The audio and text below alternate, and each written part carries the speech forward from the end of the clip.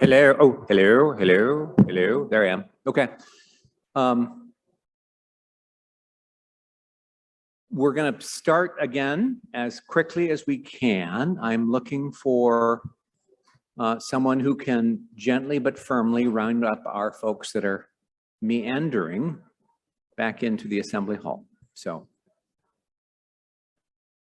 Sean Eubank, will you go wrangle? No, I know. That'll fix them.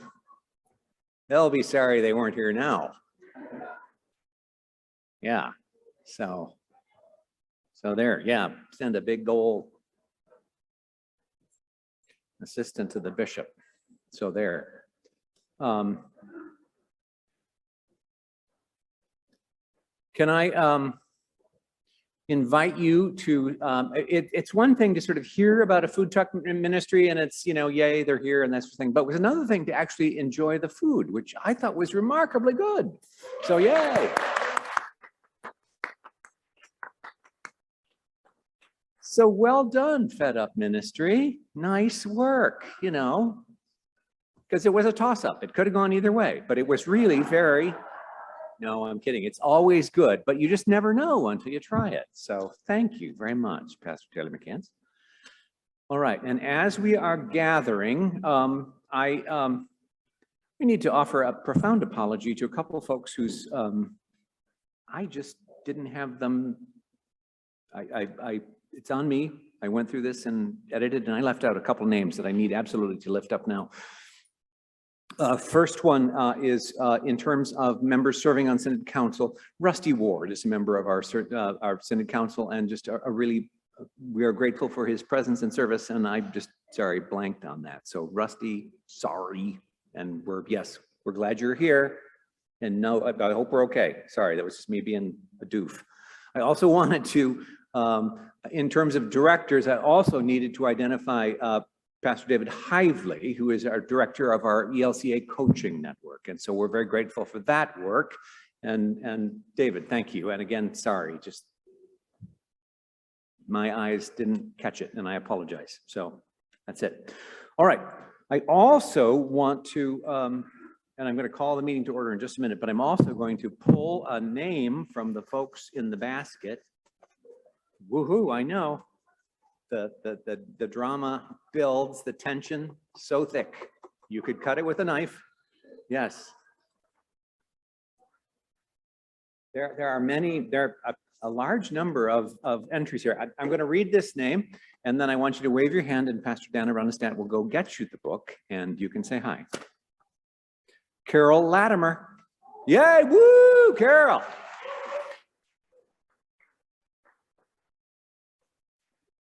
Thank you. You should run out and buy a lottery ticket right now, Carol. Okay. Well, yes, you did. Well answered. All right. I'm now calling this session back into order. So we are on the home stretch, and that is lovely and wonderful. We are recent visual. We are now Rich Strike coming up to pass all the other horses in the Derby. Okay. This session is scheduled for 2 hours, and there is not a break in it. So I'm going to trust that as you need to, if you need to get up and excuse yourself for whatever reason, that you'll just do that without tromping over people or making a big production of it. All right? Know that you are allowed to do that, and that is just fine. And because we are committed to keeping this on schedule, yeah? Also, I want to let you know that we will have a survey available at the end of today's assembly. It will be also on vPoll, and you can access it just as you did today's meeting, except it's titled Survey. That's the session that you go to. Please respond to it. We always want to get better at this, and that survey will remain open for the next 7 days. Okay? So that's that. Names. Okay, so now it is it's a real pleasure and a privilege to introduce to you again Dr. Ryan Cumming, who's now going to talk more specifically, in addition to sort of bringing the Churchwide report. We're going to hear Ryan talk about his specific aspect, the specific aspects of his ministry. And so welcome, Ryan, member of the Synod, and delighted to have you here. So again, we clap.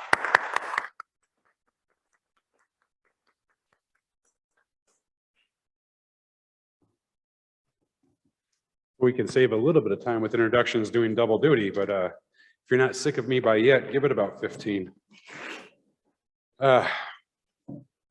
Before I had to, we switched the video so I wouldn't follow Bishop Eaton because that's hard enough, but now I have to follow lunch. I'm not sure which is better. But anyway, thank you again for the invitation to be here with you and to share more about ELCA World Hunger Ministry that is very close to my heart. Our verse for this assembly, 2 Timothy chapter 3, 16 to 17. I want to start right there and read that again. All scripture is inspired by God so that everyone who belongs to God may be proficient, equipped for every good work. Equipped for every good work. Now, what Paul is talking about in this chapter of Timothy, he's talking about the last days, which it probably felt like to Timothy. These distressing times of greed, lies, persecution, and suffering. And what he says is, in that time, turn to Scripture. You will be equipped for every good work. And so we're going to look at Scripture in this time of hunger and need. I don't think that we're close to the last days just yet, but we're certainly in distressing times. For over 30 years, our world, have made tremendous progress against hunger and poverty. In fact, the number of people who are hungry around the world came down from 1 billion in 1990 to us being on track just a few years ago to cut that number in half by 2014, down to 600 million. Still too high, but phenomenal progress. Here in the US, similarly, since the Great Recession, we have finally returned to pre-recession numbers of people who are hungry or in poverty. Globally, that's all changed. For about the last 7 years, hunger has been slowly creeping up. Slowly at first, and then more quickly in 2020 with COVID. By the latest measure, remember we were at 600 million in 2014. By the latest measure, 811 million people, as many as 811 million people around the world are undernourished. As many as 1 in 3 are food insecure, meaning they aren't sure where their next meal is going to come from. One of my roles with ELCA World Hunger is to monitor this data and provide updates to my colleagues and to our network. And I have found for the first time in the last couple of years that as I was monitoring this data, looking at these projections, I had to take breaks. It was emotionally taxing to look at these numbers after knowing how much progress we had. Now, I know what some of you are saying, Ryan, anytime I have to do statistical analysis, I want to cry. But it was distressing to see this after knowing that we did so much. I take solace in Paul's words to Timothy that in the midst of this distress, Scripture still has all that we need to be equipped for good works. And this is especially true when it comes to hunger, because so much of Scripture is really just the story of people longing to be fed. It's wandering Hebrews away from their farms, away from their food stores, away from their homes, as troubling as they were in Egypt, wondering if they're going to starve in the wilderness. It's the story of widows waiting to die of hunger. It's the story of disciples fretting about how they'll feed the multitudes. The first chapters of the Bible, what are they about? They're about God providing food and humans violating dietary restrictions. Each of these stories reflects what we already know about food. Food is never just food. I love this quote from sociologist Pat Kaplan. Food is never just food, and its significance can never be purely nutritional. Food is never just food. It's a part of who we are. It's our identity, our history, our place in time. A good example of this is from Cincinnati, Ohio, one of the ministries that you support through ELCA World Hunger. Tikkun Farm was converted from an old dairy farm in 2015 into a nonprofit space for growing food and relationships within the community. In fact, its very name, Tikkun, means to repair or to restore. And that's the farm's mission, to be a place of radical hospitality and love. And it has been this, especially for the many Bhutanese refugees who call the community home. Jorana, who's pictured here, is one of them. Her family fled Bhutan in 1992 and settled in Nepal, where Jorana was born. In 2016, unable to return to Nepal, they came to Ohio. Tikkun Farm provided them with a safe space, with a garden plot where they could grow food, for help for their homework for their kids, a place where they could meet new neighbors, share their culture together. More importantly, for her parents, it gave them the chance to do something they hadn't done in over 20 years. Farm. For those of you who come from farming communities, you know what that means. To be able, after 20 years, to stick your hand back in soil and tend something, bringing it to life. It gave them a chance to return to a part of their identity, a part of their story, a part of their history. It was more than food. It was a chance to be who they knew they were supposed to be who they used to be, and to find a new way to carve a new identity in the midst of that in a new place. This is possible because Tikkun recognized that the most important product of the farm is not the food, it's the community. It's the relationships that are built. The food for Jorana's family and for other Bhutanese refugees is a symbol of both identity and welcome. And for all the participants, it's a means to the larger end of creating a community of radical hospitality, love, and justice, healing and restoring the community in Cincinnati with new neighbors and new spaces. Now, this understanding, this robust understanding of food, we find it in Scripture as well. In the story of the Exodus, the Hebrews are liberated from slavery only to wander in the wilderness, right? As I mentioned, longing to be fed, wondering how they're going to feed themselves, and yet God does not leave them on their own or simply tell them to pick themselves up by their sandal straps, and we should probably remember that. No, God sends manna to sustain them until their journey is over, when they'll grow their own food, still dependent on God.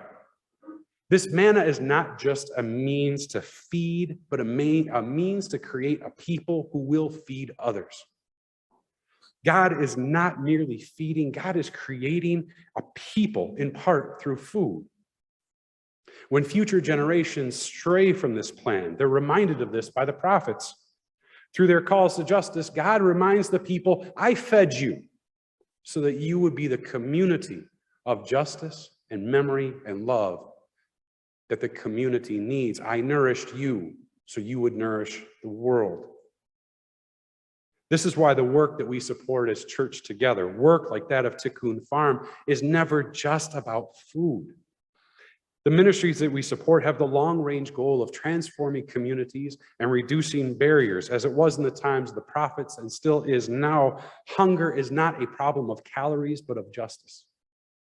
It's about the shape that our community takes in the world. To give another example of this, in Tanzania, our companion church is working with Tanganyika Christian Refugee Service, TCRS, because once again, as church, we don't get away from our acronyms. TCRS is providing training and technical skills in modern agriculture to 400 community members, the majority of whom are female. Female farmers worldwide face unique obstacles when it comes to farming. In many ways, there are many places they cannot legally own or inherit land. They're more likely to be denied loans or access to markets. As a result, they're less likely to be able to cultivate land or to afford the inputs that they need to make the land productive. The church in Tanzania and TCRS, with support from ELCA World Hunger, with support from you, help to provide technical training in farming, tools, seeds, and financing, and more importantly, help the farmers learn how to organize for collective shared power to make sure they couldn't be taken advantage of in the marketplace, and to make sure that their own investments, their own profits stayed with them. As a result, women in the village of Menyinya were able to cultivate profitable crops. One member, Rose, who's pictured here, she even started a kiosk business, while another woman began raising and selling chickens. All of them are planning to reinvest in other local businesses by contributing back to that village savings and loan and building on the success and impact. All of this work is incredibly important. You'll have some people say, well, why does it matter that they were women? It matters because women and girls face disproportionate risk of hunger and poverty around the world. It matters because if we want an equitable response to hunger, it has to matter. Projects like this are important in ensuring access to food, but if we really want to end hunger, we have to realize that what's true for food is true for hunger. Food is never just food, and hunger is never just the absence of food. Hunger is a symptom of deeper inequities, a tangible consequence of a world that is still yearning for the fullness that God has promised us. And that's the first lesson we learn in doing this work. The lesson that we need to carry with us as we face the rapidly growing number of people who are hungry around the world. We can't end hunger just with food, because hunger isn't merely about food. It's about equity. And you can't feed your way out of inequity. That takes renewal. That takes reinvestment. That takes transformation. That takes faith. The cascading effects of the war in Ukraine highlight this really, really well. It's no exaggeration to call Ukraine, as some of you may have seen, the breadbasket of Europe. In fact, it might be underselling it a little bit. Ukraine and Russia provide about 30% of the world's cereal supplies. These are critical grains: wheat, rye, barley, rapeseed, which is used to make canola oil. These are critical to our global food supply. In addition to this, they provide food for livestock, fuel, fertilizer, the very things we need to grow the crops that we now don't have. The cascading effects of this are already rippling around the world at a time when many countries, you go to the next slide, please. I'll cut some text to save you all some time. You're welcome. Thank you. The effects of the war and sanctions are already rippling around the world at a time when many countries can't take another crisis. Many of the countries that are most dependent on Ukraine, as you can see here in the dark red and the burgundy there, and in the yellow and even in the orange, places that are at high risk for food security crises, they're already at risk before the war, and this just compounds it. Without these imports, these crises will deepen the threat of hunger and the threat of famine and famine-like conditions. And it's already causing instability. We've seen food price protests now in Sri Lanka, Peru, Iraq, Pakistan. They were part of the debate in the recent presidential election in France, and we know here that they're not far from our minds. Even if other countries could fill the gap created by the war in Ukraine, we can't feed our way out of hunger, because this crisis was not caused by hunger. Or this crisis was not caused by conflict, rather. The conflict merely revealed inequities that were already there. It merely revealed vulnerabilities that were already present. It revealed a global food system that leaves millions of people at risk for hunger every time a catastrophe happens, no matter how far away it is. This is what makes the work that we do through ELCA World Hunger so important, particularly when it comes to our support for farming communities. When we provide things like tools, training, seeds, and especially protection of rights, our aim is not merely to grow food, but to help communities build the resilience that they need to weather crises like this, so that the next time a war erupts halfway around the world, local communities will have the assets that they need to feed themselves and their families and to break that cycle of hunger for good. That graph that I showed earlier of the rapid rising rate of hunger is merely a visible reminder of the larger inequities that we address through holistic ministries supported by ELCA World Hunger. And we support these ministries because we know that we do not face a hunger crisis in an otherwise just world. We face a justice crisis in a hungry world. And that's the reality of it. We need to ensure that plates are full, yes, but the good work that Scripture equips us to do is a good work toward a future where everyone has not only a full plate, but a place at the table. Because hunger is not just about the food that we eat, but about the places and tables at which we dine. And that points to the second point that I want to make. And I know some of you are saying, Lord have mercy, he's only on a second point. There's only two, so just bear with me. I promise, we'll get on time. The first point that we can draw from Scripture and from the world around us is that we can't end hunger just with food. The second thing that we learn from walking with our neighbors in this work, from looking at trends in hunger and poverty, from seeing who is vulnerable and where, is that hunger is not incidental, accidental, or coincidental. Let me say that again. Hunger is not accidental, incidental, or coincidental. It is the predictable result of policies, practices, and choices we make about who deserves a place at the table. That's why we can look at the geography and demographics of a community in the US or around the world and with reasonable certainty predict their vulnerability to hunger. It is not incidental, accidental, or coincidental. It's predictable. But that doesn't mean it's inevitable. When we look to the choices that we make about tables, that's really the work that we're doing here, is not just feeding, but about rebuilding communities. When we look into the Bible, the stories in Scripture, we see Jesus dining with friends and neighbors. What we see is the creation of tables at which all are fed physically and spiritually.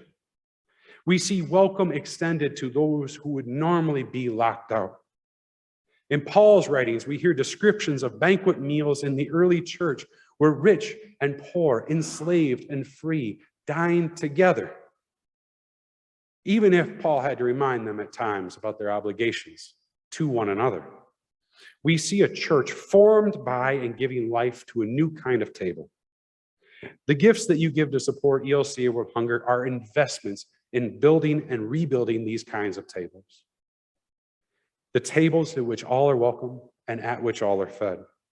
These tables are tables of nourishment, justice, and radical hospitality, or in short, the very kinds of tables that we need to end hunger for good. I'll give you an example from New York City. Trinity Place Shelter, with support from ELCA World Hunger, provides a safe shelter and transitional place to stay for homeless LGBTQ youth between the ages of 18 and 24. LGBTQ youth and young adults are nearly twice as likely to face homelessness, nearly twice as likely to face hunger or poverty in the United States as their heterosexual and cisgender peers. And yet, when they get in those situations, they're less likely to have access to the services that they need or safe shelter. Many have fled abuse from their families only to face violence and humiliation in streets and in the shelter system. Trinity Place provides them stable and safe housing, meals, job training, and compassionate support as they forge a path forward for themselves. Or if we go halfway around the world to Palestine, where children and youth face displacement, discrimination, abuse, and detention by authorities.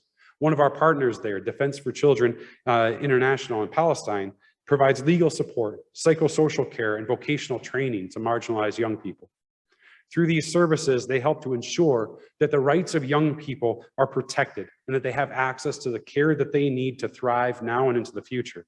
The boxes that you see here in these pictures were built by youth in a transitional housing facility run by DCIP as they learn new ways of providing for themselves and find new outlets for their creativity.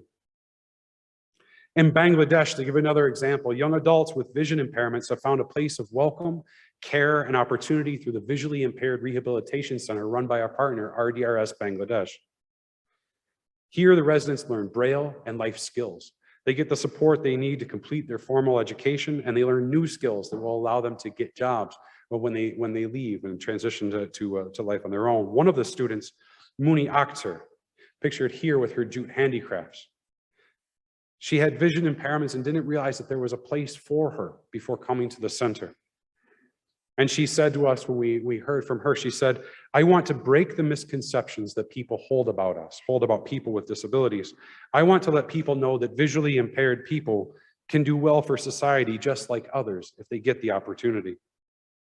Helping provide that opportunity, creating that table and communities where all are welcome and where everyone can envision themselves as part of God's transformation of the world is at the center of the work that we do together through ELCA World Hunger. This center in Bangladesh is one of the featured stories in our new Vacation Bible School program for 2022, Tree of Healing. Recognizing the need to celebrate the diversity with which God creates the world, we worked closely with disability ministries of the ELCA to provide through this story a chance for children and adults in the ELCA to learn more about disability, learn more about education and inclusion. The activities for the day that feature the story in the VBS actually include opportunities for children in congregations to experience Braille and sign language for themselves and see the wonderful ways that God empowers us to communicate with one another. This is part of a holistic focus on health of the VBS and our focus on justice-centered faith formation through the educational resources that your gifts make possible. This lens is at the center of the work that we do together, from education to the grants that we provide, to the ways that we accompany our neighbors. Because if we're going to meet the hunger crisis that we face today, we have to see food for what it is, a symbol of who we are, a symbol of the justice that we yearn for, a symbol of the welcome that we long for, a symbol of our dependence on God and one another, and a symbol of our hope for the future. We are facing a set of interlocking crises that lead most analysts to predict a dire future. Climate change, COVID, war, inflation. It's a bleak picture of the months and years ahead, and yet we know by faith that despite all this, only one future has been written in stone, a future without hunger. And we know that we can make progress toward that future. We saw it in hunger rates that declined from 1990 to 2014. We saw it, we know we can do this. We saw it in the US as well, following the pandemic, when COVID relief legislation that our church helped to advocate for through ELCA advocacy, with support from ELCA World Hunger. That COVID relief legislation helped to balance the rates of hunger and poverty in the US. It's one of the reasons we didn't see the crisis that was foreshadowed for us by the early statistics. We are equipped for every good work, and some of it we've done. So I want to conclude with gratitude and an invitation. First, gratitude. Your gifts to ELCA World Hunger this past year have been an investment in that future. They have enabled our church to support the ministries that I mentioned and hundreds of others. That $163,000 from our synod is at work in the world changing lives. Thank you, and a hand for you for being a part of that. But also an invitation. ELCA World Hunger has been the focus of the special offering of the ELCA Youth Gathering for several cycles, each of which has helped us raise over $1 million to support this work. Even more important than the dollars raised has been the number of people engaged to learn about the ministries of this church and the ministries of our partners and companions. So it's disappointing that the youth gathering was canceled this summer. Understandable, but disappointing. And yet when our team met to figure out a path forward, no one mentioned giving up. And when we reached out to the generous donors who had provided matching funds that would have been used for this summer's youth gathering, none of them mentioned giving up. All of us only focused on forging ahead. We're doing it in a new way, with a global farm challenge that was planned for the gathering. This summer, I'm inviting us, and I say us again because I'm part of this synod, I'm inviting us to be part of a youth-led whole church initiative to raise money to support smallholder farmers around the world who face disproportionate challenges in feeding themselves and their families, especially now with the war in Ukraine. The reality is that the very people who produce our food are often at the highest risk for not being able to feed themselves. These gifts will enable farming communities to weather the particular challenges they face now by building resilience and fostering opportunity for the future. More information is going to be mailed out about this week, so keep an eye out for it in your mailboxes. We'll have activities that you can use, including a new Global Farm Challenge to Go card game that you can play with your congregation or with small groups, podcast, online fundraising tools, stories, and other resources. But I invite you to check out the website that's listed on the slide here, elca.org/Global Farm Challenge, to find ways that you and your congregation can be part of this. In addition to this Global Farm Challenge, later this year, we'll have other opportunities, including through our seasonal resources for Advent and Lent, and our Hunger at the Crossroads series, which, as I mentioned earlier, is an opportunity to learn about these intersectional issues of justice and hunger. I encourage you to follow ELCA World Hunger on social media or to subscribe to our blog to get more information and regular updates. Every projection, from political analysts predicting contentious elections, to hunger and poverty experts predicting rises in hunger, to economic analysts predicting bear markets and inflation, tell us that we face a rough and rugged future. Every projection that is but one, the promise of God, that there will be a time when we will hunger no more and thirst no more, where analysts estimate we know, where they guess we trust, where they see scarcity, we see the abundant stories of God still at work, still present within our communities. We heard many of them today, where they fret and worry about the stories that they hear. We, the hands and feet of God, get to work because we're part of a different story, a larger story, a story we know by faith. Thank you for being part of an old story, being told in new ways from Tanzania to New York City to here in the Southeast Michigan Synod. An old story that we're invited to take part in. And I want to thank you because you have helped us say yes to that.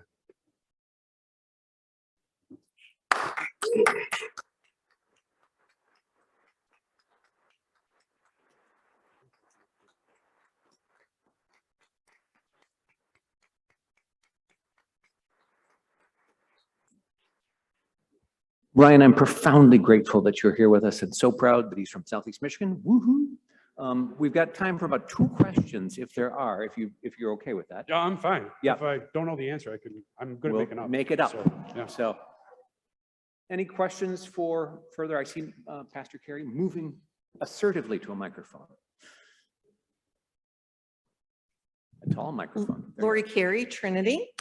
Thank you so much for your presentation. I'm wondering if it would be possible for us to have copies of it and maybe the slides, because there was so much material I couldn't take notes fast enough. Yeah, sure, definitely. If you want to see me afterwards, we can do that. And I think Elaine has the slides too. So, okay. We'll post it. So yeah. So good question. Thank you, Pastor Carey. Thank you. Other questions right now? That was a lot. Okay. Well, thank you very Ryan, much. thank you so much again.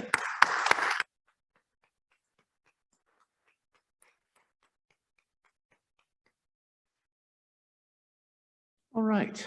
I will again at this point invite Ms. Beth Fisher forward to present our final credentials report. Yay! I'm hopeful that you have a joke this time, Ms. Fisher.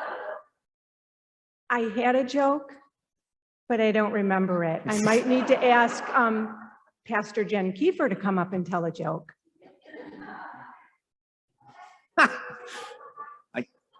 My sidekick.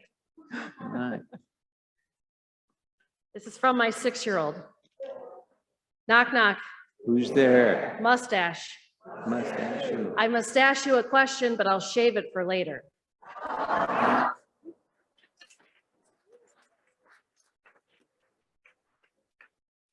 Well, there. Please, Carrie, I asked, and I didn't even know that was a setup, so there it is. Please go ahead and report, Ms. Fisher. Okay, 3rd time's the charm.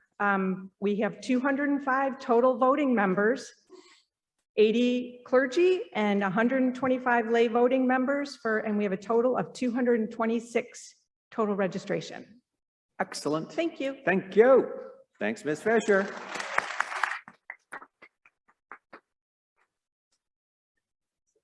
I'm now going to welcome to the podium the chair of the Resolutions Committee. That would be Pastor Sarah Freudenberg of Emmanuel Livonia. Other members serving with Pastor Freudenberg on that committee are Pastor Sharon Smith out of St. George in Brighton and Pastor Jack Eggleston serving on Synod staff. I thank you for the heavy lifting of preparing these documents with the time constraints of planning this event. As Pastor Freudenberg comes forward, I ask you to locate the resolutions and the memorial made to you on the Synod website under the Events tab at the top of the Select 2022 if you need to refresh your mind about what those are. I'm also going to ask you to go ahead and turn on your device because we'll be voting on this perhaps as we move forward. All right. Now, the first thing is that I need to ask for a motion to suspend our rules so that we do not have to right now read aloud again these resolutions. May I have a motion to dispense with that rule so that we can simply go ahead? So moved. Is there support? Support. All right. Is there discussion? All right. Then we're going to vote then to dispense with the reading of these so we can simply get into the conversation around them. All right. So look to your device and you will see, are you in favor of the motion to dispense with the reading, oral reading of resolutions and memorials? I'm going to ask you to vote yes or no, and I'm going to invite you to do that now.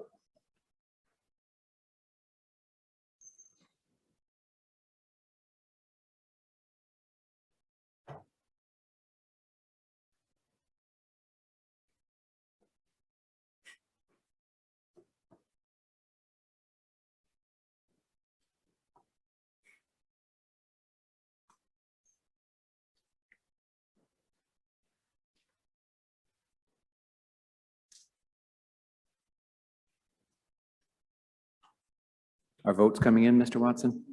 Okay.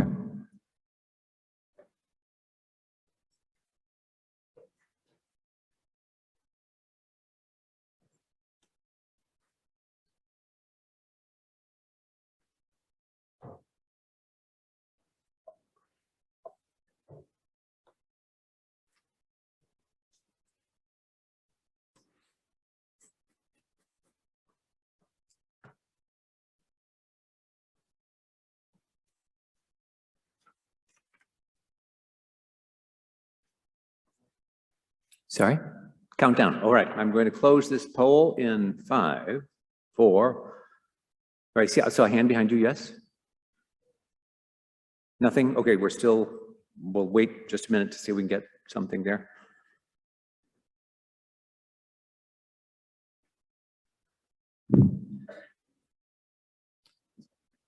Can one of our pages assist this voting member here? All right, see Charlie there. All right, good.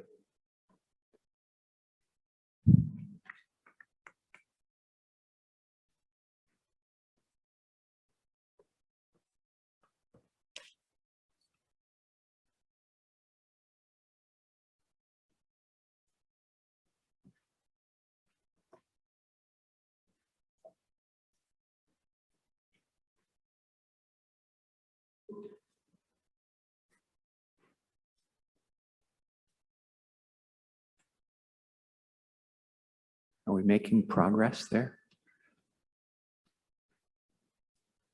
Okay.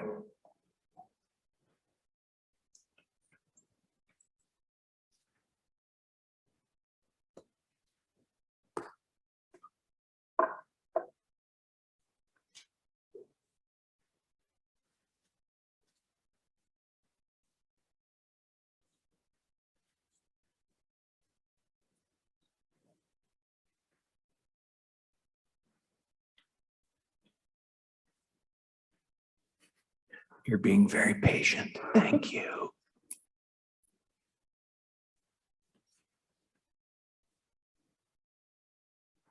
All right. Thank you, Charlie. Okay. 5, 4, 3, 2, 1. That ballot is closed.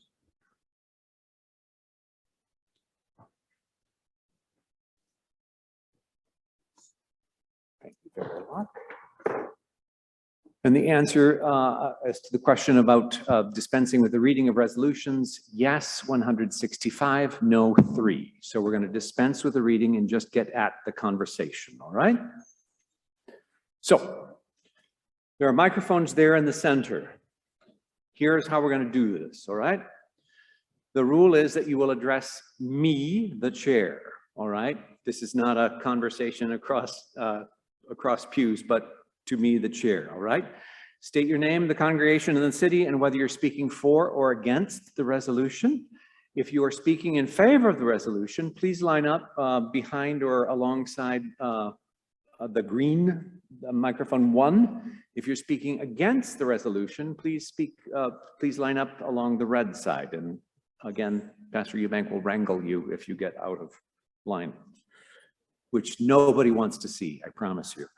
So if you're on Zoom and wish to speak, please indicate, and remember what we're going to do is if we have 6 folks, 3 speaking for, 3 speaking against, we'll do that. Then we're going to turn to Zoom, okay? And let those folks have a whack at it too, all right?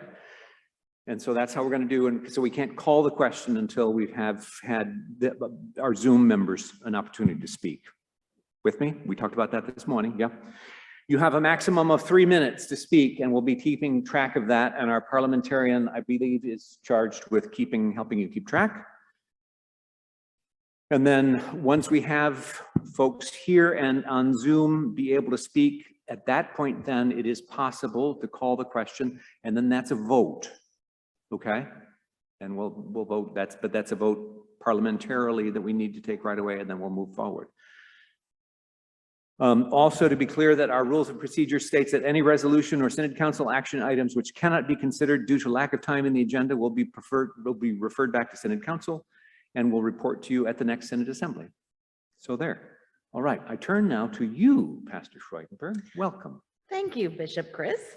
This is the report of the Resolutions Committee on 2020 Resolution Number 1, Living Waters Ministry, where they resolved that the Southeast Michigan Synod approve them to enter the process to become reconciling in Christ.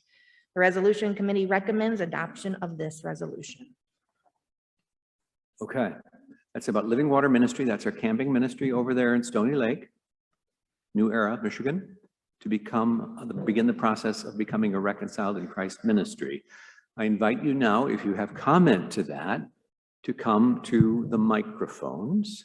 Again, if you're speaking in favor of it, go to the green. If you're speaking in opposition to it, please go to the red. And I invite you to do that now. I'm also going to ask my Zoom hosts to give me a sense of, are there folks waiting in Zoom land to talk? There are not, is how I interpret that. Or there are. Not yet. Okay. All right. I'm not seeing anyone in this room come to, now I am. Pastor Fogel.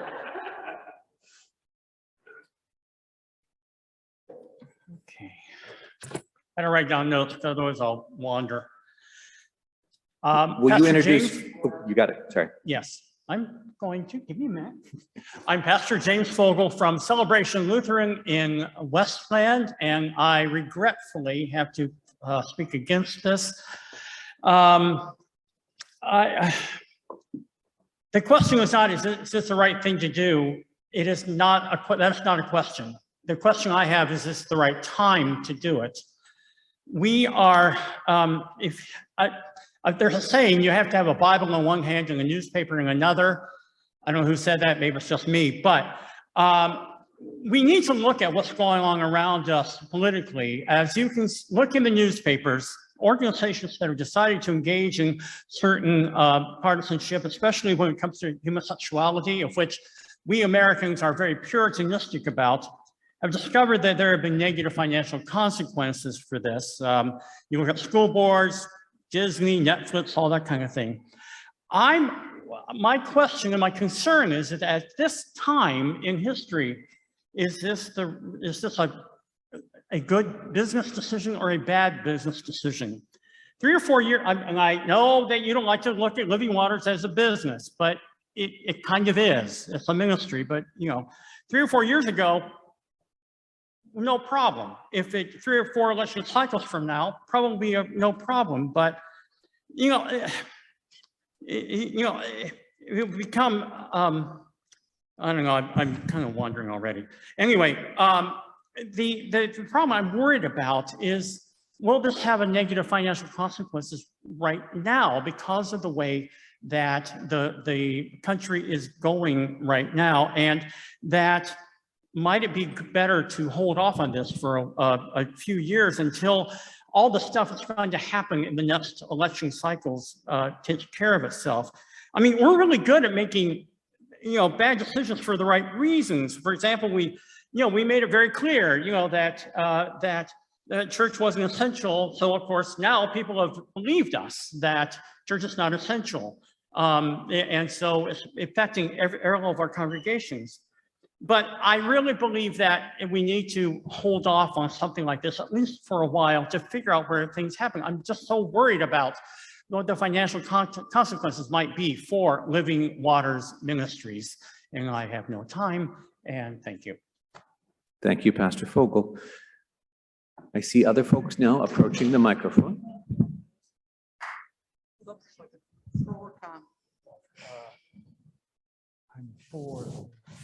If you're speaking in favor of the resolution, I invite you to the green microphone, and I see a speaker there. My name is Tyra Williams from Iroquois Avenue Christ Lutheran in Detroit. If not now, when? We have an influx of organizations supporting these communities right now. And I think the more communities who support, the more we will be able to help them. I think that waiting is just an excuse. So if not now, when?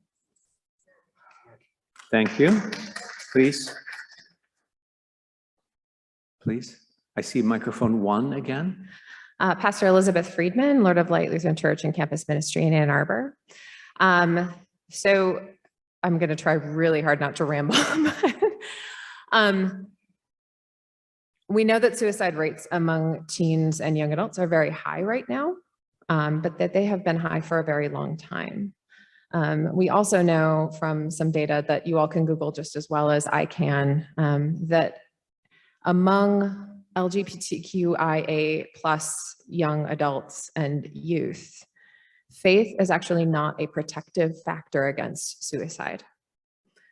And the highest rate of suicidality among those LGBTQIA plus youth and young adults who are in faith communities is among those who are questioning and those who are not out yet. So you don't know who the people are in your communities who are struggling the most. My kids, who are 5 and 8, are going to Living Water Ministries this summer, and I'm so thrilled to send them and for them to have that experience. And I'm raising them not only to be allies, but also I live in hope that if they are struggling with their identity, that it won't even be a struggle. Let's put it that way. That they will know that they are loved. One other point that I want to make is that as a campus pastor, I have experience with a lot of young adults who are struggling with having been told that they are less than. And it is something that is very hard to unlearn. And so I think that if they can learn right the first time that God loves them unconditionally and clearly, that is something that is so valuable that we can offer this world. Thanks. Thank you.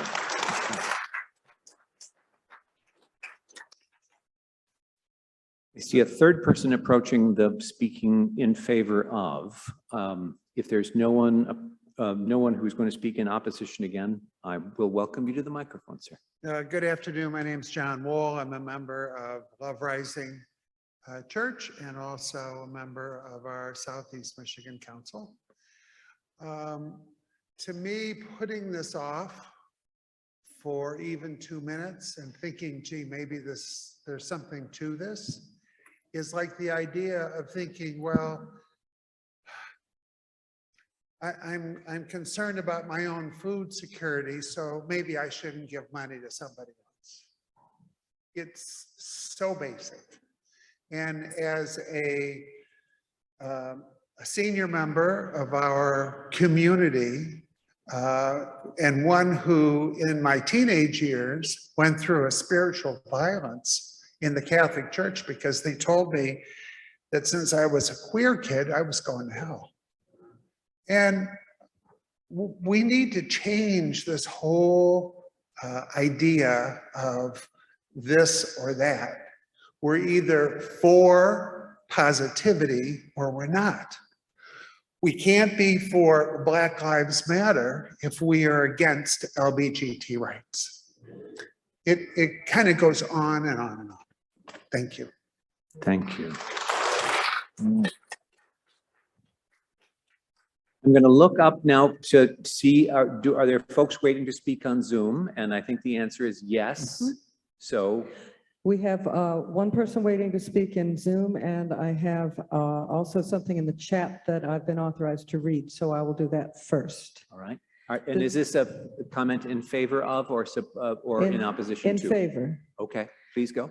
This is from Pastor Kirk Langsett of St. Paul's in Casco, and this is his quote: "The business of the church is to serve all the people of our society. The most marginalized need the church to stand up today, not in some distant future. I ask this assembly to vote yes." Thank you. And is there, I'm sorry, I saw somebody heading to the microphone. I just wanted to make sure that we got Zoom folks in. One more. We have One more on Zoom, please. You switch us, Thomas? Is he on? Okay, ask him to unmute. Yeah, good afternoon. This is Pastor Eric Johnston from King of Kings in Lake Orion. Just 2 points. One, I've been in the Synod 5 years. My first Synod Assembly was the 25th anniversary of reconciling Christ as a Synod Assembly. And I would imagine that what would now be close to 30 years ago, it probably wasn't a good business decision back then to do that. The other thing I guess I would point out, and I'm not an expert on the relationship between Living Water Ministries and the two synods that partner with it, but this resolution to me feels more like a courtesy than a request for permission. I think they're coming to us, and so I trust CJ and I trust the board to be far better, to be far more aware of the implications of this decision than I would be. And so I would encourage us to trust those that we've partnered with and empowered when they seek our blessing or affirmation to move forward. Thank you, Pastor Johnson. There was somebody moving forward. Sorry, and I've just now lost track. Was there another speaker in the room? No. No? All right. Are we good else on, then we're, all right. Then if there is no further conversation on this resolution, I'm going to invite you now to turn to your devices.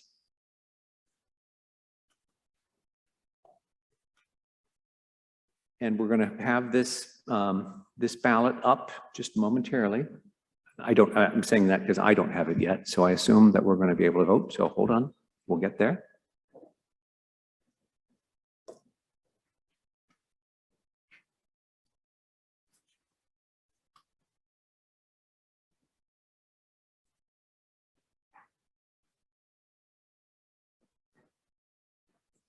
Are you all getting this vote coming up on your device? Not yet. Okay. Nor am I. So we're working on it. This is.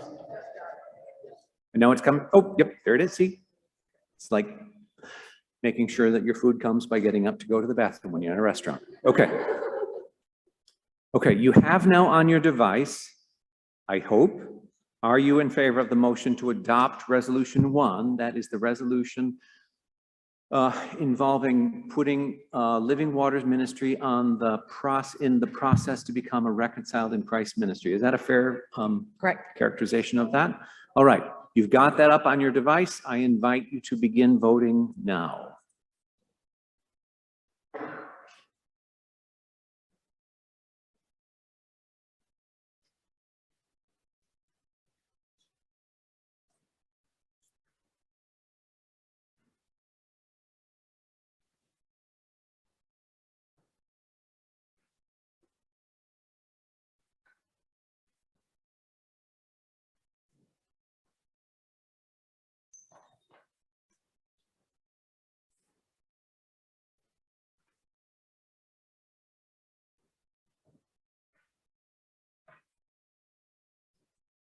Are votes coming in, Mr. Watson?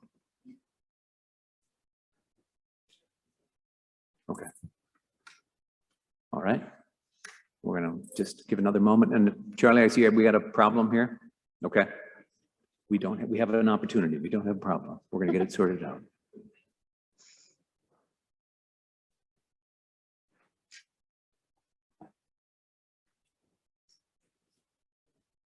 Okay, we have one person in the room that we're working with.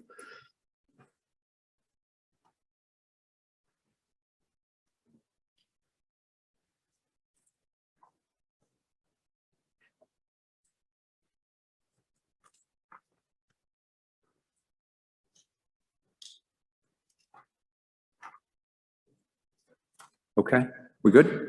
Thank you. All right, I'm going to close this ballot in 5, 4, 3, 2, 1. This ballot is closed.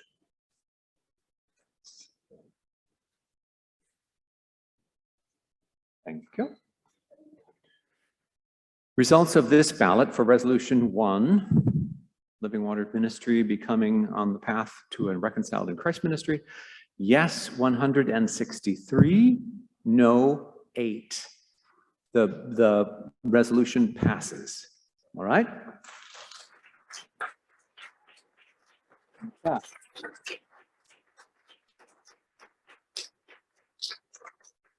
Pastor Freudenberg, I turn to you now for resolution 2.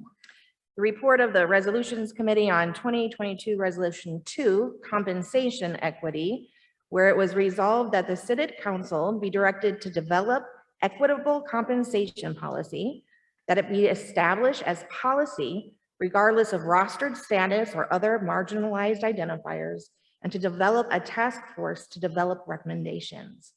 The Resolution Committee brings this resolution to the Synod Assembly without recommendation. All right. I invite now again, folks moving to speak in favor of the resolution. You know the drill right now. That's green. If you're speaking in opposition to the resolution, red. And I invite the speaker at microphone 1. Pastor Anna Taylor McCants, serving here at Zion Ann Arbor and Fed Up Ministries. Bishop, I just want to clarify a couple of points as we get started here. The resolution that we put forth asks for equal pay for equal work. It asks for the creation of a policy that ensures equitable pay for those in the same positions, regardless of their ordination status. Because we should value the specialized knowledge and skills and qualifications required for these particular positions in ministry. Number 2, this is a resolution for study and conversation for our Synod Council to create a policy. This is not saying we need to have a policy today. This is the research for the policy. Number 3, this resolution is addressing hiring policies for the Synod office. It's not Synod-wide, although it will be up to the Synod Council to say whether or not they want this to become part of Synod guidelines. In researching and creating a more just policy, the Synod Council is providing witness and resources that churches may choose to consider so that they can pay their people more justly. Thank you. Thank you.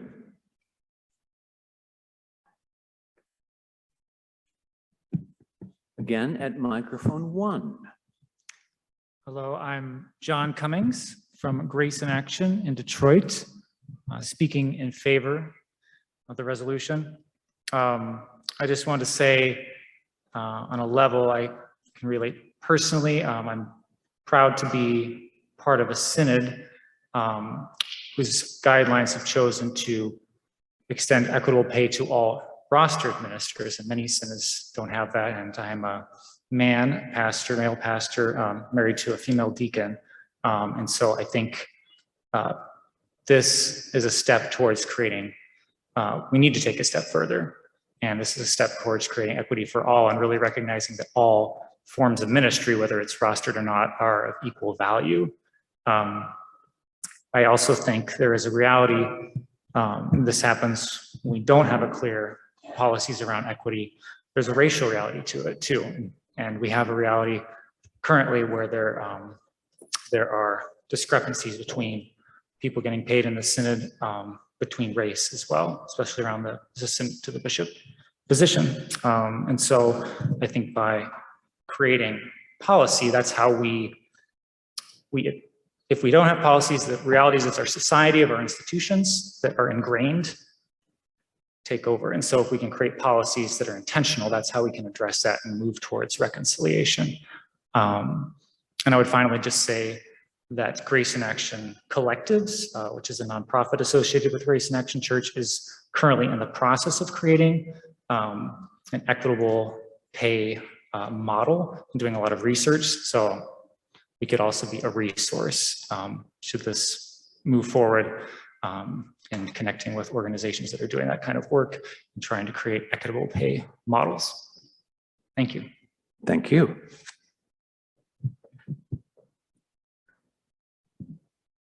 I don't see anyone else in the room coming forward. Are there? No, I do. So we'll hold off for Zoom in just a minute. Hi, my name is Stephanie Hurley. I'm from Hope Lutheran Church, Farmington Hills. I agree with this resolution. What I'd like to see as part of this looking at policy is to challenge Portico to look at their policies, which are based on, if you have a large enough staff, you can get a group policy.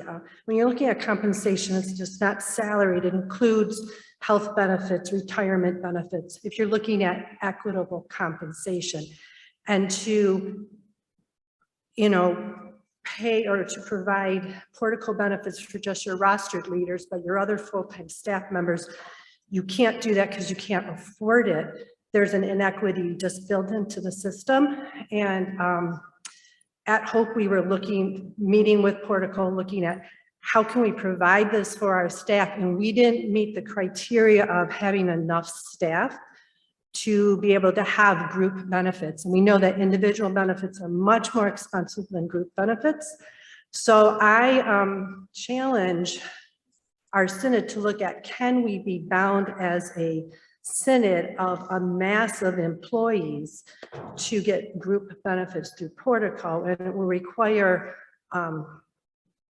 because you're basically sticking it to the man. It's a big corporation and we are little people, little fish in that pond. So I'm just challenging us to at least ask those questions and move forward. And how can we get equitable compensation packages affordable for churches? Sure. Ms. Hurley, thank you very much. Let me just ask a clarifying question. Yeah. Are you suggesting an amendment to this resolution, or simply saying, let's also take this under consideration as we move forward? I think I'm asking to be taken under consideration because my understanding was that we're going to open it and look at it and then investigate how can we proceed. So Okay. I don't think it requires a separate resolution. Thank But I'd you. like I to just wanted to be clear what your included. That's intention okay. was. Appreciate it. All right. I see again microphone 1, and then I'm going to turn to check and see if my Zoom room, if there's anybody coming forward. Microphone 1. Thank you, Lindsay Anderson, Love Rising Lutheran Church in Detroit. I so appreciate Sister Hurley's comment, and I think that this resolution offers us the chance to get our own house in order so that we can stand in a righteous way and speak with authority and be resourced to hold accountable other bodies in the church, and also to share resources with local congregations. I'm very excited that this resolution will offer the Synod Council an opportunity to make a better policy for today. In this moment when so much is changing in ministry, we know that expertise like community organizing, expertise like policy knowledge and the inner workings of our government and what that has to do with our faith, expertise like building and maintaining community relationships are just as crucial to ministry as are the variety of expertises that those of us with ministry degrees bring to ministry. And so we have the opportunity now to value equitably all of the gifts that folks are bringing to ministry in the Synod office by creating a policy to make those pay positions more equitable. And so I hope that this body will consider voting yes, and I'm very excited to move forward into a just, more just way of being together. Thank you, Pastor Anderson. I'm going to look up to see, are we, and there's no one waiting to speak in Zoom is how I'm interpreting that. All right. Are there other folks approaching? Yes. I'm Pastor Joel Brandt from Prince of Glory, Madison Heights. I have an amendment to the resolution. All right. The first resolve clause says, I'd like to strike the last 5 words of the first sentence. Resolve that the Synod Council be directed to develop equitable compensation policies that address pay equity by the 2023 Synod Assembly, period.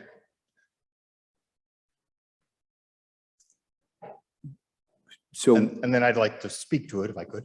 Okay. So I'm sorry, Joel, run that by us again quickly, please. The amendment is to end the first sentence of the first resolved where the words 2023 Synod Assembly. Okay, so to strike out the 2023 Assembly. No, to strike out the and within the 2024 budget. Ah, okay. Sorry, I don't have that amendment in front of me. Actually, I do. Just Sorry. strike out the words "and" within the 2024 budget. Okay. Assembly, are we clear at what we're looking at? Okay. Is it possible to get that on screen? And I'm asking, this is where the technology is going to get really exciting, and we may not be able to. Give me a green, we can probably do it, or red, we're not able to at this time. Okay, red, we're not able to do that at this time. This is part of the challenge of doing this hybrid and the technology. All right. I mean, I'm happy to explain what I'm talking about. Why don't you go ahead and explain, Pastor Brandt, and then we're gonna pause for a minute, but please Sure. explain. In light of the conversation about compensation, especially Synod staff compensation this morning in the budget presentation, I believe it was said that later in this assembly, later today, then we would adopt the 2024 budget. Is that correct? That is correct. It's also been stated that this resolution really asks for some research, including a good number of faithful folks who need some input to that process. I don't know how we adopt a resolution relative to the budget that we're going to act on in the next hour that doesn't have that research. And so I would just like, in a sense, we would have a report a year from now at the 2023 assembly with all the relevant research, bringing forth then a proposal about compensation equity. But it would not affect the good work that our Synod Council, its finance group have brought forth to this assembly for the 2024 budget. Okay. Thank you. What I understood you to say was that we need to modify the date that's included in this. I think it does that by just striking the last 5 words of the first sentence. Okay. Because it still asks for the 2023 assembly to receive a report about compensation equity. It just doesn't then put it into the budget that we're about to address. Okay. I need somebody to get me a copy of the most recent, thank you, Pastor Brent. Okay. I need somebody to get me a copy of that most recent thing. The text that I've got is not clear. It would be helpful to me if I mean, if you can bring a computer up here, that would be great, or if we can get it on a screen, but I just need to have it in front of me. Thank you, Chuck. Okay.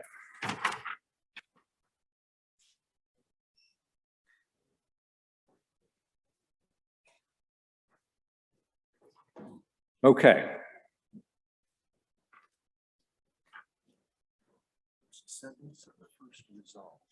Mm-hmm. Got it. Okay. Okay. All right. Let me just try to recapture this and I'll go back to the microphones. All right. And we also, the other thing that we need to be aware of is that we are needing to honor the time thing. So I want to just get this together. You could save some time if this doesn't have a second yet. If there's no second, then it's dropped. Pardon? Okay, it hasn't been seconded. I just want us to be clear about what we're talking about so I can ask legitimately for a second.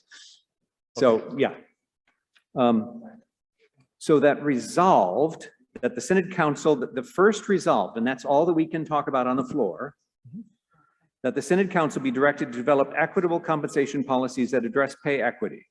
Full stop. That's what you're suggesting, Pastor Brent. No, a little bit further, by the 2023 Synod Assembly. Stop. Oh, by the 2023. Okay, got it. Okay, are you there with me? Okay, because what Pastor Brandt has pointed out is that we're actually meant to, and that's our next item of business, is to adopt right now the 2024 budget. Right. So that's what I'm asking. Right. Okay, sorry, it took me a while. It's been a long day. Right. Okay. Are we clear about that now, sisters and brothers and siblings? I need a second. I need a second for that if we want to talk about that amendment. Is there support? There is support. All right. Okay. Now we're going to talk about that amendment, and I'm going to invite I've got folks at microphone 1. I want to see if you're ready to talk about the amendment in microphone 1. Thank you. Yes. Pastor Anderson. Yeah. So first of all, thank you, Pastor. That was a typo. The intention was that it should have said 2025 budget. Okay. Great catch. Glad everyone's paying attention. But when we crafted this resolution, what we really wanted was to avoid the fate that some of our forebears had fallen into, where we pass a resolution and then it goes on the shelf and nothing happens. So it is important to us that there is a due date on this. Right. And I think whatever way the body decides, there are two different ways of having the due date now on the table. Okay. But I did want to say that that was initially a typo. Okay. So we're dealing actually with a typo. Now I'm asking my parliamentarian, is it possible to simply amend this if it is owned as a typo? Can we simply make a typographical correction and then move on? Okay. I'm just checking out possibilities. Is that if it's okay. All right. Okay, then Pastor Brandt, to your amendment. I would then withdraw the amendment and then look for another amendment to change 2024 to 2025. Okay. Okay. If that amendment is withdrawn, and is it appropriate to withdraw that after it's been seconded? It was seconded. Yeah. Well, you gotta have the second withdrawal. Okay. All right. Sorry, here's Bishop Chris, Ryan Christensen from Christ Lutheran in Waterford. I would like to move to amend the amendment, please. Okay. Because I believe we can amend this since it's been seconded, but I just went through this with another House of Delegates. So I would like to move in that line to strike 2023 and amend the amendment instead of striking the whole phrase to only strike 2024 and change it to 2025. And I so move. Thank you. All right. Is that in the nature of a substitute amendment then? Or we're amending the amendment? Okay. Thank you, sir. Okay. So what we're doing, and Pastor Brandt, does that get to your issue then if we amend that to? Yes. Okay. And Pastor Anderson, can you live with that? All right. I see Pastor Carey approaching a microphone.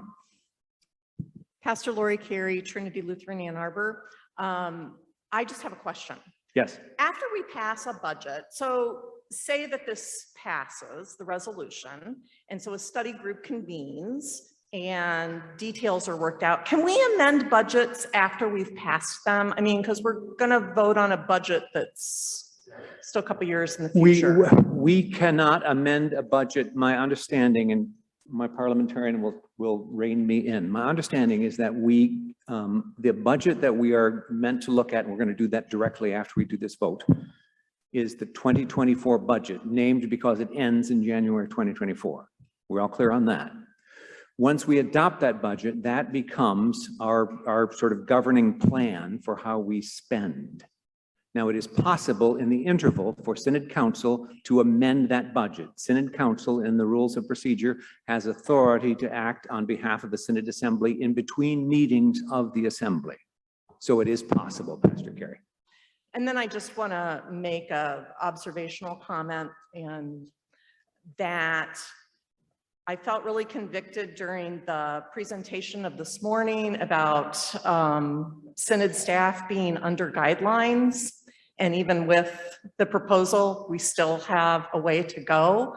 I feel really committed to going back and trying to raise more money for Synod. I have concern for all of the staff. And I also realize that people who work with budgets are wrestling with what do we have to work with and what is equitable. I'm in favor of the resolution. I also think that all of us have work to do as to, can we individually make contributions to help raise the synod's budget? And also what can we do within our congregations to raise awareness and encourage greater support? Thank you, Pastor Carey. I need to move us now. I don't want to leave this amendment to the amendment, which changes the year to 2025. That has been moved and supported, and we need to take that vote now. And at that point then, with assurances from Synod Council leadership to not simply put this on the shelf and have it just become a sort of museum item for later generations to wonder at, but to understand that this is a process to which we are committed. All right? Okay. So I'm going to ask, yes, I've got a red card up there. We have a couple of comments from the Zoom that folks who wanted to weigh in on the amendment. So the first is, just let me get back here, and they've given me permission to read them. Karen McKenzie, Holy Cross, Livonia. I fully agree with the amendment proposed because it was unclear how we would include any such findings in the budget we're being passed today. And so that reflects the typographical change. The additional comment from Tom McFadden of King of Kings, Ann Arbor, regarding the second resolution. I'm concerned that even with the date moving to fiscal year 25, the Synod Assembly will be forced to make a significant budgetary decision on the same day that they review the report enabled by the resolution. So Tom seems to be saying we'll be having a lot of hard decisions to make this time next year. That's it from the Zoom. Aware of. Thank you. All right. Can we get a ballot up to adopt the amendment to the amendment, which changes the date in the copy that you have? Conclude. Got it. Okay. That is not right. What? Sorry.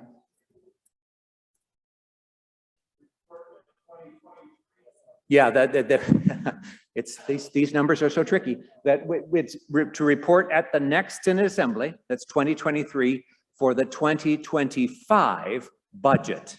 Okay? Are we clear?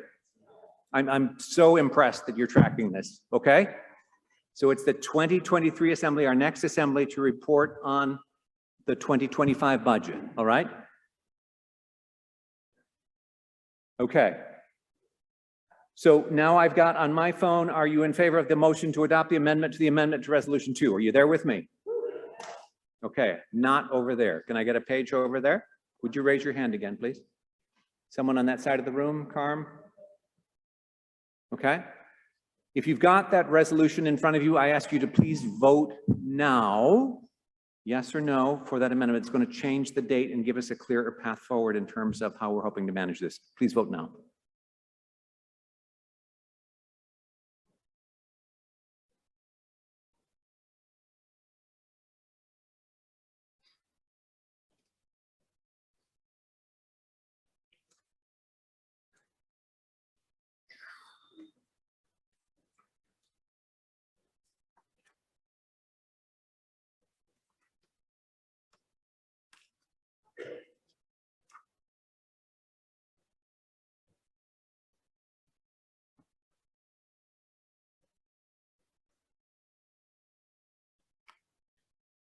Mr. Watson, are votes coming in, or Ms. McCants?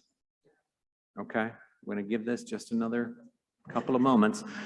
What I need to also let you know, Assembly, dear ones, that we're going to need to close this portion of the meeting so that we can move on, because we have yet and we must adopt the budget. All right, so we will not get to consideration of that third item, which is a memorial, but that will be appropriately passed on then to Synod Council. That's how that works, okay? So it doesn't disappear, it simply gets worked on in a different venue. All right? How are we doing, Mr. Watson? What's that? 165. All right, I'm going to give us about 30 more seconds.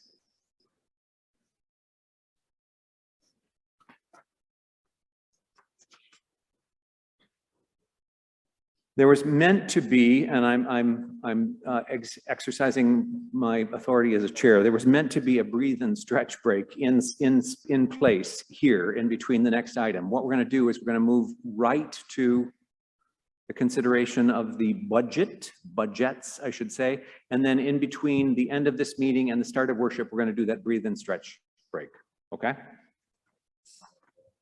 All right, I'm going to close this ballot in 5, 4, 3, 2, 1. Ballot closed. Did you hear that, Pastor Lovell, about I've moved your stretch? Okay. Okay. Thank you. Okay. Okay. All right. The amendment to the motion to amend the amendment, that is to change the dates in that resolution 2, votes yes were 154, votes no were 13. So the amendment to the amendment is passed, and this amendment now, and this resolution now will be taken up by Synod Council. All right?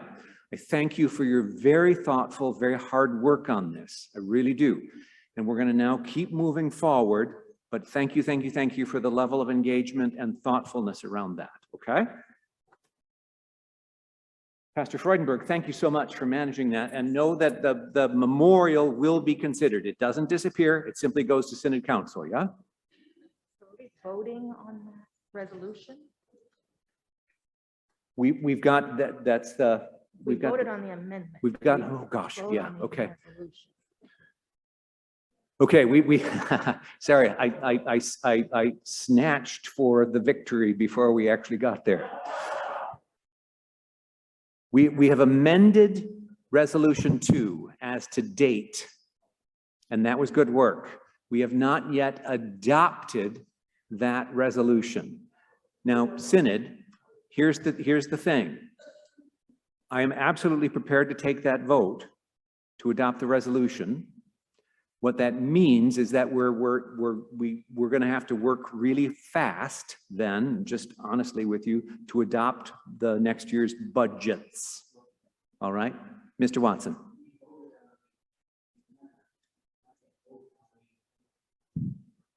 Right, to the resolution is amended. Yes, yeah, that's what I'm talking about now. To the resolution, yes. Wait, he said there's 2 votes to be taken? Okay.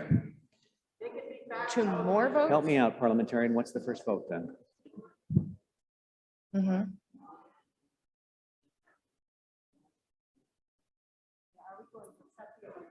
Okay. Oh, got it. Okay, I'm sorry. This is so exciting.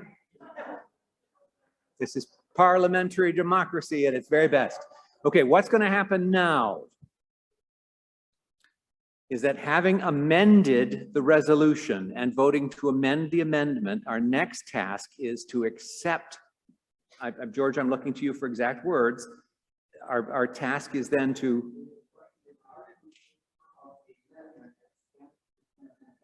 Of the resolution, as it's been amended? No, we amended the amendment. Yes. Okay. Okay, the amendment, I am told that the amendment itself has not been voted on. Okay, so we need now to vote on the amendment. Yes. So that then we can get to a vote on the resolution. And they could be very quick and in succession. Okay. Yes, Bishop, and they could be very quick and in succession. Okay. Thank you. All right. Okay. Well, they can't be done so quickly because we've got the technology, but now we're going to a vote, sorry, and this is exciting. This is why you were elected. This is for such a time as this. We're going to vote now to accept the amendment to the amendment. No, the what? We're voting now to accept the amendment as amended. Yeah, we are. Okay. We're going to get that up and we're going to do that just as quickly as possible. All right. I'm so grateful and just need, bear with me. Thank you for your patience. You can tell your grandchildren about this. And then we did that, and it was an adventure. It's up. Okay. On my device, are you in favor of? Oh, this is not right. Okay. Okay, hold up. It's really hard to sort out 17 people shouting at me. So I've got, are you in favor to adopt the amendment to resolution 2? That is the next step, as I understand it. All right, I'm getting vigorous head nods from folks that seem to have a dog in that hunt. All right. So we are going to vote now to adopt the amendment to resolution 2. Will you please vote now and submit?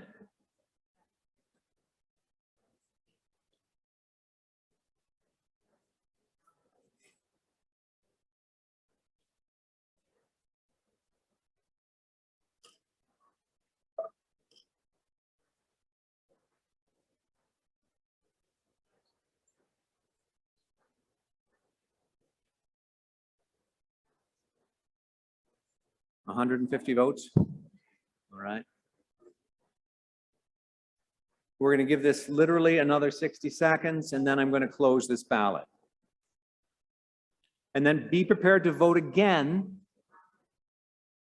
in favor of or in opposition to the amended resolution number 2. Okay? All right. We're at 152. We need to get folks in. Sorry, this is the exciting part of this whole thing. In the meanwhile, I urge you to get your minds and your hearts in order around the budget. Okay? So that the budget that was presented this morning, so that we can go ahead, because we can still do this appropriately if we move fairly quickly to votes. Okay? I beg your pardon? Okay, we're going to count that. We're going to close this vote in 5, 4, 3, 2, 1. That ballot is closed, and results. Vicar Locke, you are an ornament to the gospel. We're going to accept the amendment as amended. Yes votes 150, no 6. So the amendment has been accepted. We now move to vote in favor of or in opposition to resolution 2 as amended. We got there eventually, sorry. I think that we have. I think that we have no further comments. I've been assured from the Zoom room there were no more comments, and I see no one at microphone. Okay? So are we clear? We're now voting to adopt resolution 2 as amended. All right? I invite you to, yes, that's on your device. I invite you to begin voting now.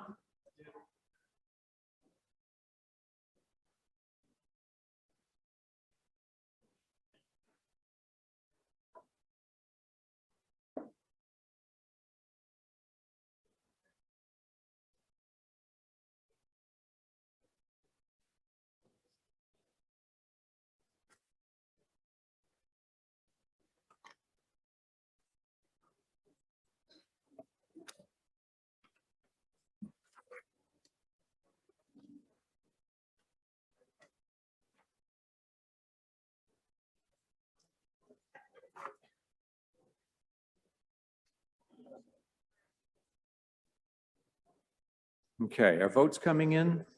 We got it. Cool. We're almost there. You have done extraordinary work, Synod Assembly. Okay.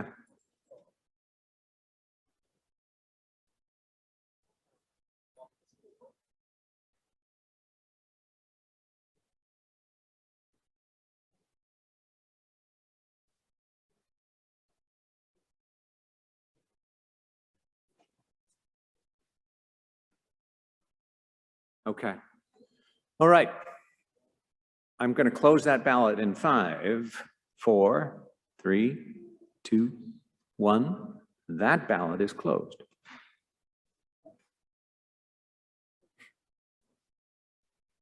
Resolution 2 as amended, yes votes 144, no votes 20. The amended resolution is passed. All right. I look forward to this dance next year. Yes. Thank you very much, Pastor Freudenberg. And Synod Assembly, thank you for that work and for your patience with me as I was trying to figure that out. As we did planning about this, I just tell you honestly, the piece that I was most concerned about was amending amendments on the floor. And that was, of course, where we landed. It was very exciting, and thank you for your patience as we got through it. All right.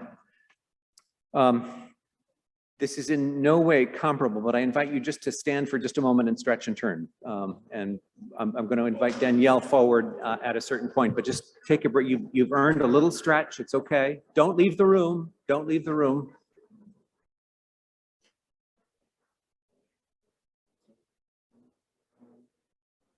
I can't hear you, George.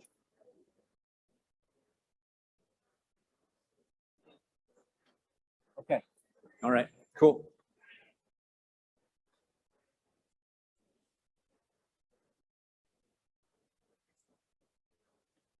All right. Can I invite you to be seated again? Because adding to the excitement, we are now under a severe thunderstorm watch. Yay! Yay! All right. So pull yourselves together one more time, Assembly. One more time. We are rounding the last curve. All right.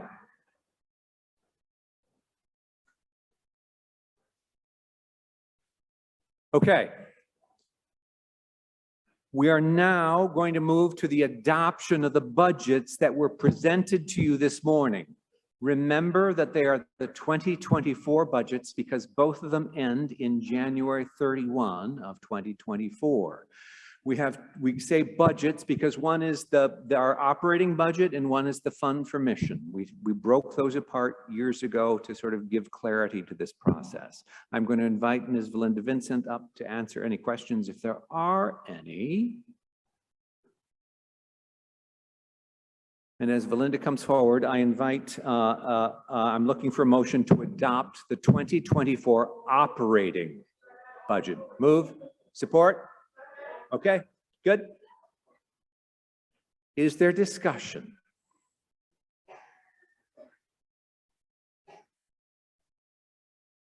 I see no one approaching the floor in the room. How are we doing on Zoom, my friends?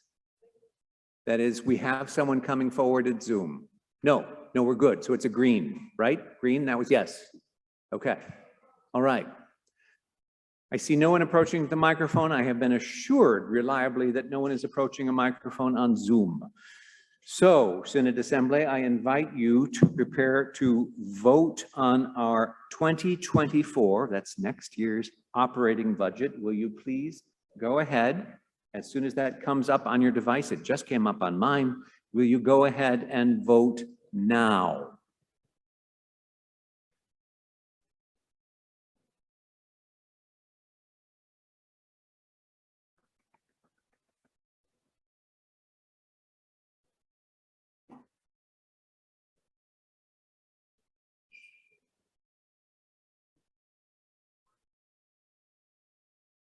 And while we're doing that, is Pastor Burkholz in the room? Yes, here you are. Are you ready, Pastor Burkholz, to give us a mission moment? We have another vote to take. I just wanted to be sure you were here, Beth. All right, how are we doing on votes? Okay, we're going to give that just another moment.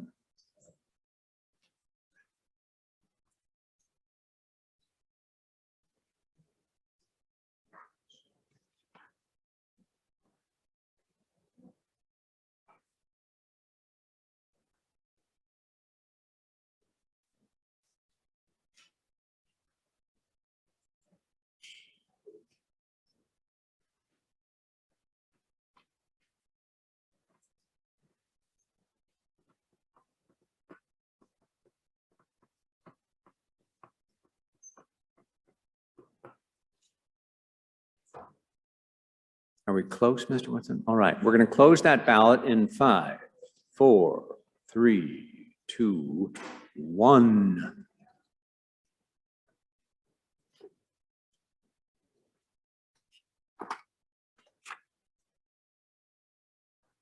Thank you. Voting in favor of adopting the 2024 operating budget, yes, 147, no, 2. So that part of the budget is adopted. Well done. I now turn your attention to the 2024 Fund for Mission. I look for a motion to adopt that budget. So moved. Is there support? Yes.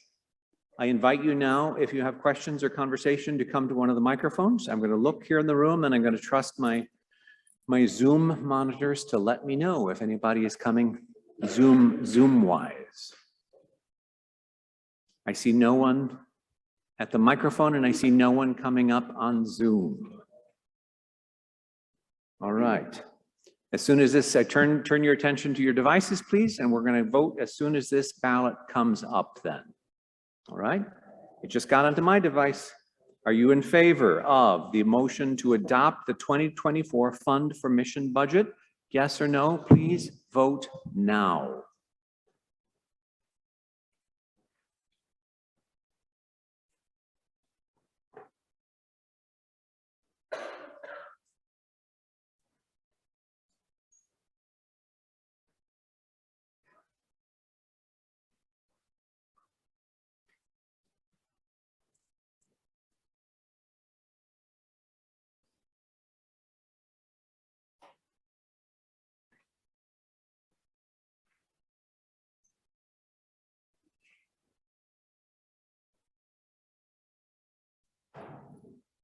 Okay. Those votes are coming in. You've done splendid work, Assembly. You really have. Thank you.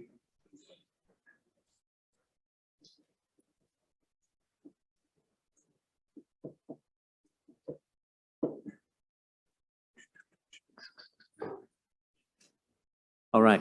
I'm going to close that ballot in 5, 4, 3, 2, 1. That ballot is closed.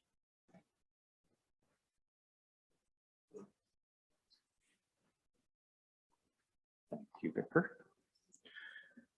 In terms of adopting the Fund for Mission 2024 budget, yes votes 152, no 1. That part of the budget is adopted as well. Good work. Give yourself a round of applause, because that's... I'm now going to invite Pastor Beth Burkholz out of our partner in ministry, Samaritas. As I invite her, I'm going to remind you that half of today's offering, either in actual physical dollars that you leave here, and we'll set up trays for that, or online giving, if you choose to do that way, half of it will go to support the Refugee Resettlement program sponsored by Samaritas. Pastor Burkholz. So delighted to have you here. Thank you. Thank you, and good afternoon. I hope everybody got a bit of a stretch break. Yeah, thank you for listening. So I'm Beth Burkholz. I'm the Director of Congregational Engagement for Samaritas. That's the former Lutheran Social Services of Michigan. As many of you know, and I know many of you have been partners for many, many years, but I'm just going to give you a very quick overview of everything we do if you're new to the Synod or new to Samaritas. And we have a few new things that we're doing in the past few years as well. So the next slide has our Michigan map. That's where all of our services are, and you can read those. We have lots of things that we do. A few new service lines that we have, things that we're doing because they were areas of greatest need, are substance abuse disorder services, because a lot of our populations, foster care, adoption, people with disabilities, refugee resettlement, people that need help, people that are living close to the edge, also have substance use disorder due to untreated trauma. So that is something we're moving into because it crosses over so many of the people that we serve. We also are moving into the area of family preservation services. And that is a service that helps families before foster care might be an issue. And that comes in to intensely support a family for 6 to 8 weeks, substance use disorder treatment, counseling, maybe rental assistance to try and help that family to not have to utilize foster care. And we've had a really good success rate so far. As you might know, sometimes all families need is just some intense support so they can get back on their feet. And that has been a really wonderful program that we're proud of. So we have been, next slide, please. As you know, we've been really busy welcoming new neighbors from Afghanistan. In the state of Michigan, there are now something like 1,500 new Afghani residents of Michigan. And so all of those are people who have come in about the past 6 months. So that's been pretty intense. Thank you for your patience. If you've worked with us, if you've signed up, we're really scrambling to try to settle families and get them into more permanent housing. We have heard a few stories that people are telling about their experience coming out of Afghanistan. So this is from a child. I believe it's the child on the left, right. He said they were pulling people out of their homes, beating them, killing them in the street. We escaped out our back door. My father held my hand so tight as we ran through the side streets to an abandoned car that we drove off in. That was the beginning of our long journey to America. You can see there are probably things that this boy left out, things that he might realize as time goes on, but we're just beginning to hear the stories that brought people to America, these new neighbors that we have. And that's one of the most important things we do is listen to their stories when they're ready to tell them. So the other picture is a new American from Samaritas. She was resettled here several years ago, and she is from Afghanistan. She got to go to the airport to welcome her sister, brother-in-law, and their new baby to Michigan. They were part of the Afghan resettlement, and so she was really excited and made them that cute sign. So like I said, we're just starting to hear these stories. Thank you for your prayers and your witness and your donations like today. It's a huge job. We definitely couldn't do it without you. One more part that's coming, next slide. The Detroit Refugee Network, you might see in coming weeks, the Michigan Refugee Network. We're really trying to anticipate crises as they come. We had the Afghan Refugee Network, which we were able to fundraise to staff to support this huge amount of people that were coming. The Detroit Refugee Network is co-chaired by the First Lady of Detroit, Dr. Sonia Hassan. And it is trying to help, trying to make Detroit into a welcoming place for refugees in lots of ways, including partnerships with funding and grants and all kinds of things. I know everyone's question is, what about the Ukrainians? We anticipate that we will have a large number of Ukrainian people resettling in Michigan because there is a Ukrainian community here. We don't know when they're coming. We anticipate in the next few months, but that will depend on a vast variety of things. One of our staff people is actually in the Ukraine right now. On our website, you can follow her blog. She is from Romania and she is helping to deliver supplies to people in the Ukraine and assess that situation. So more to come, but we are getting ready for the numbers that we're pretty sure are going to arrive. So at this point, I want to introduce my new colleague. Some of you have met her. I am super thrilled that she is here. Her name is Kayla Park, and she's our new volunteer coordinator, which is a job that we had sort of piecemealed for a long time before she came. And she is recently from had worked in refugee foster care for about 6 years, right? And so she's going to talk for just for 1 minute, I promise, 1 minute about refugee foster care and our art show. So next slide, Kayla Park. Hi. Hi, everyone. So Samaritas, in addition to all of this, we are one of around 30 organizations in the country that work with unaccompanied refugee minors and unaccompanied children, youth from around the world who enter the United States alone after fleeing their countries due to war, violence, or persecution, often threatened, possibly because they identify as LGBTQ. They could be survivors of human trafficking. There's a number of different situations. This last year, we saw 120,000 unaccompanied children enter the United States, breaking a record. So services to these children is a huge need. And we are always seeking and partnering with local foster families to provide a loving home to these younger children and teenagers, and then host families to provide a transitional home to older youth preparing for independence. Now, these youth get to do something pretty special.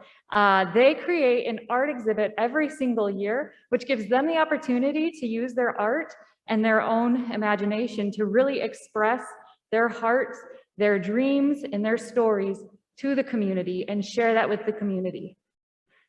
So we have, here's an example. This was an abstract painting created by one of our youth who came from Afghanistan.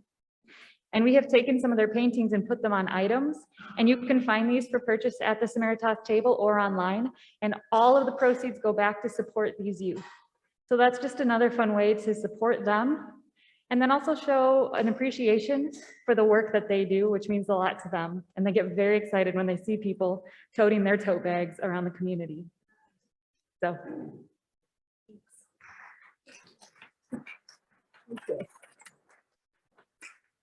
So that is a very small nutshell, but thank you for listening. We're both of us are available. We will do our best to connect you to the ministries that would work best for your church. We want to say on behalf of the people we serve, thank you for having part of the offering today go to Refugee Resettlement. On behalf of our refugees that we serve, we deeply, deeply appreciate it. So thank you. Thank you, Pastor Burkholz and Kayla. Nice to meet you.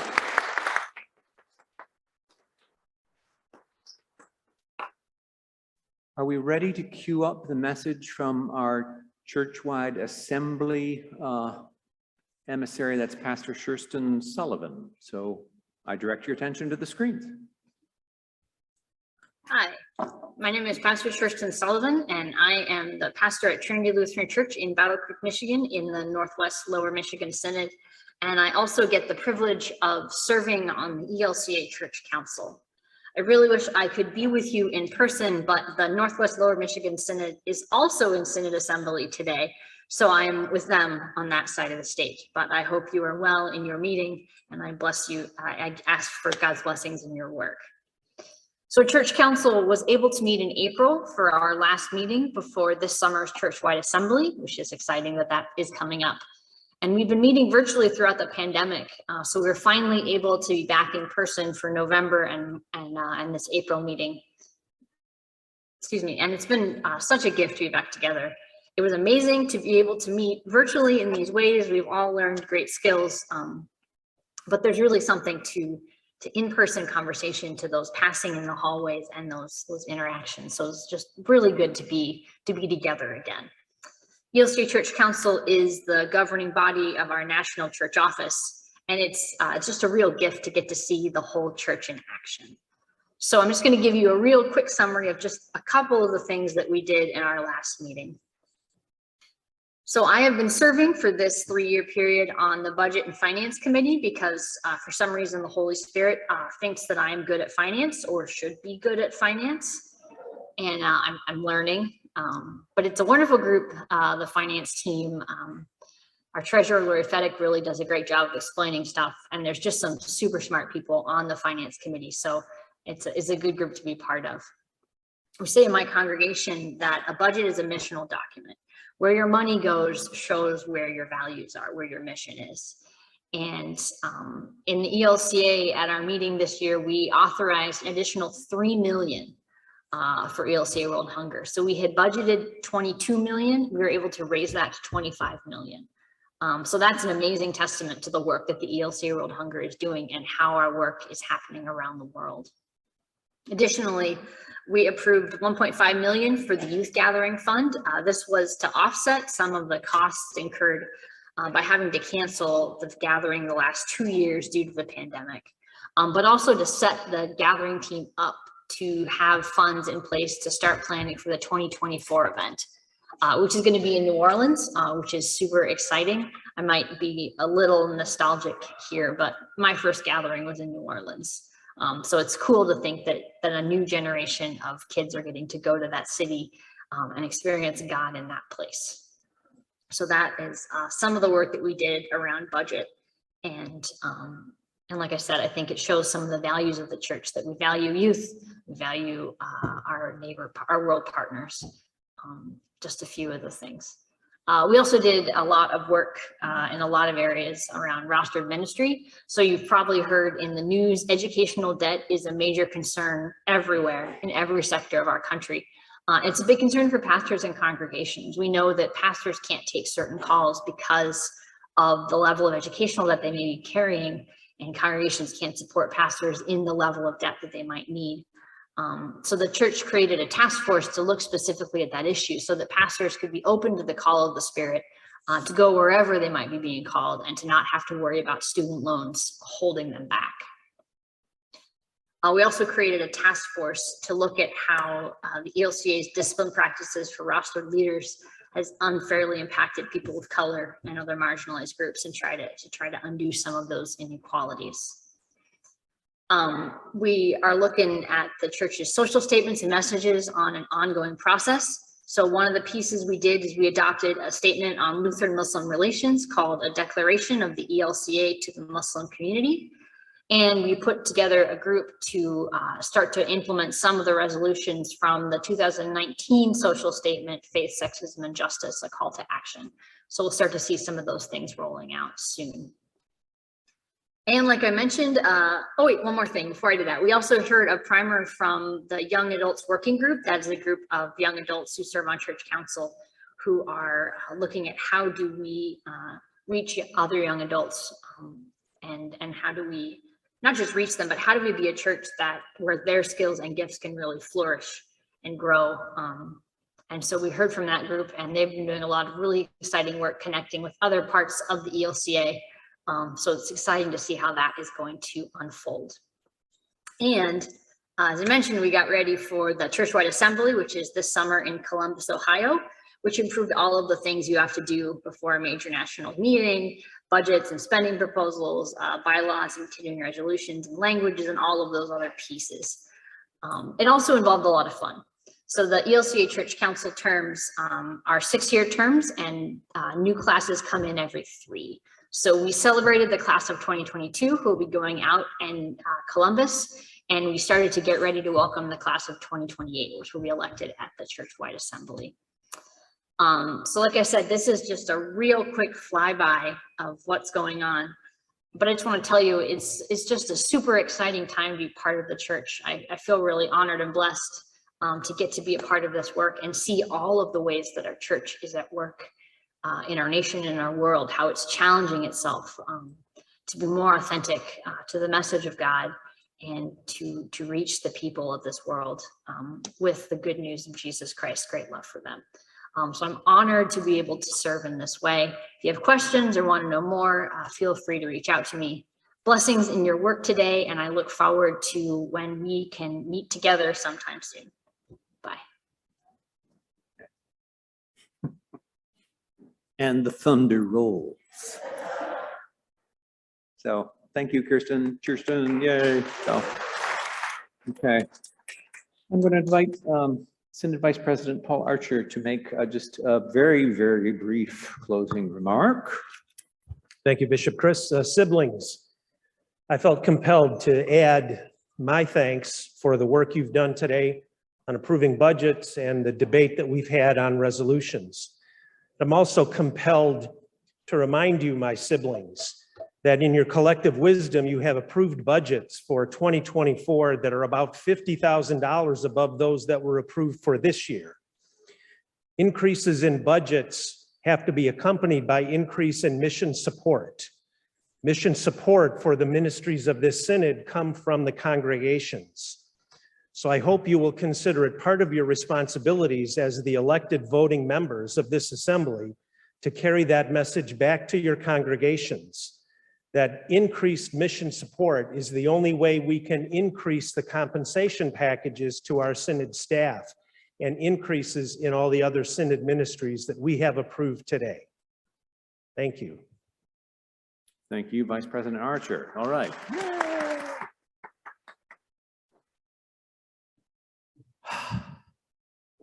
Friends, we have reached the end of our business for the day.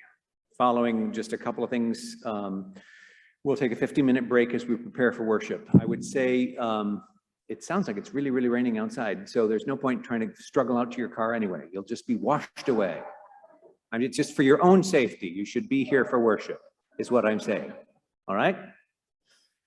I want also to let you know that we will be honoring anniversaries, both of congregations and of our individual rostered members, anniversaries of significant anniversaries of ministry during that worship. So some of you have gotten those certificates already. That was Ms. Beth Fisher being very proactive about making sure you got those certificates. But know that we are going to be doing that honoring as a part of worship. All right? So we're going to come to an end. Fed Up has got snacks available for us again, out there and downstairs. Both places? No, just out there. Okay, but for sure upstairs. So don't trample each other getting toward the yummy snacks, and then come back here for that, okay? And know that things that are not eaten, you do not have to bring them home in your tummy. If it's not eaten, they'll be shared with Fed Up constituents in the next couple of days. Okay. Yes, there are to-go boxes. So yeah, so that's wonderful. I want also again to say thank you to our hosts at Zion Ann Arbor, to the pastoral and support staff for their incredible graciousness. Around that, there's a survey on VPOL that you can access. There will be, when you leave, please drop off your registration badges so we don't have to keep supplying lanyards. And so there, so 15 minutes from now, that puts it at 3:45. We're going to begin with closing worship here in the room and on Zoom. Thank you for your service. Thank you for your patience. Thank you for your good hard work of being the church in this place. 3:45, dear ones, and we're back here.